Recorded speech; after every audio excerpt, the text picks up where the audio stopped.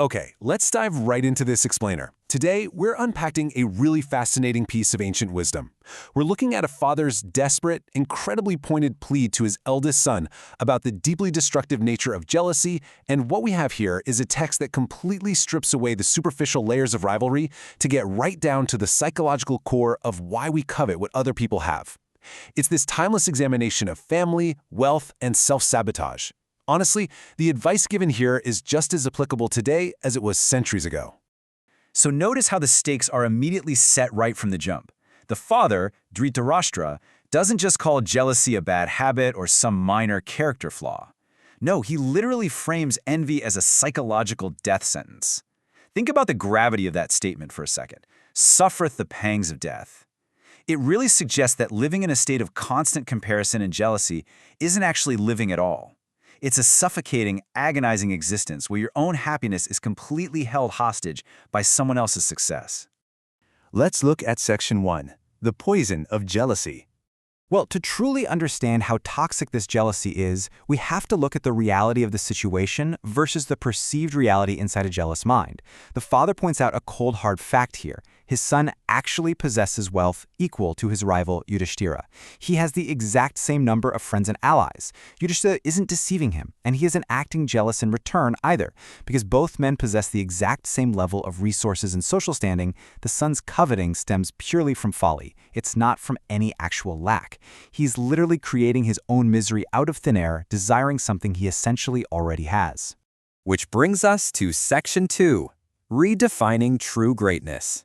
To cure his son's affliction, the father realizes he actually has to completely redefine what makes someone successful in the first place.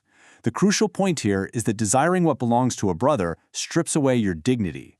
The text uses the word mean here, but not in the sense of being unkind. It means it in the sense of being low, petty, and degraded.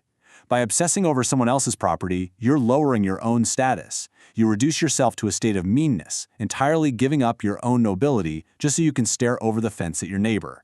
So instead of stealing or plotting, the father lays out this exact, incredibly practical checklist for achieving genuine prosperity.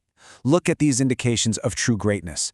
It's all about self-reliance, right? Being content with your own being and persevering in your own affairs.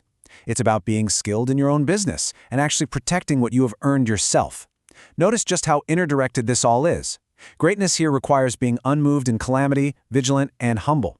It is such a powerful reminder that true success is built on focusing on your own path, not trying to hijack someone else's.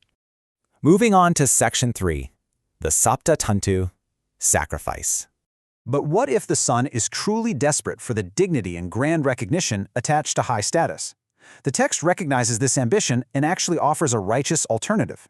By defining this culturally significant ceremony, the Sapta Tantu, we see a highly constructive channel for the son's ambition. The father basically tells him, look, if you want the dignity of a great performance, let the priests arrange this sacrifice for you. Through this legitimate avenue, the kings of the earth will cheerfully and respectfully bring you wealth, gems, and ornaments. You don't have to steal your brother's wealth to be celebrated. You can earn immense respect and riches through culturally sanctioned, honorable actions. Next up is Section 4, family as your arms. Now we reach the real emotional peak of the text. Having laid out the alternatives, the father details the ultimate, devastating cost of pursuing this rivalry. And it is such a visceral, striking metaphor. The sons of Pandu, his relatives, his rivals, are compared directly to his own limbs. It perfectly captures how turning against your own family is, quite literally, an act of self-mutilation. You might think you're striking a blow against an enemy, but in reality, you are actually crippling yourself. The tragedy here is just profound. The father is begging him, please do not chop off your own arms. He reminds his son that there is great sin in quarreling with friends and family, specifically pointing out that they share the exact same grandsires. They come from the very same root. Fighting for a brother's wealth isn't just petty theft, it is a grave, destructive sin that tears apart the entire family body. It's an internal dissension that weakens absolutely everyone involved. And finally, Section 5, the path to peace. So how do you reject this internal dissension and actually enjoy the life you've been given? Rather than spending his days plotting against his friends and family, the father outlines these sequential steps for living a fulfilling, peaceful life. First, practice generosity. Give away in charity on occasions of sacrifices. Then, he encourages his son to actually enjoy his life, gratify his desires, socialize freely in the company of women, and ultimately enjoy peace. It's a remarkable pivot, right?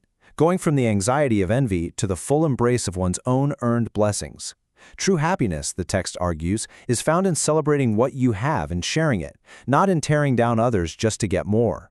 It really all comes down to a fundamental choice of how we direct our energy. We can either consume ourselves with the illusion of lack, looking constantly at what our peers possess, or we can focus on our own greatness, protect what we've earned, and cultivate our own garden.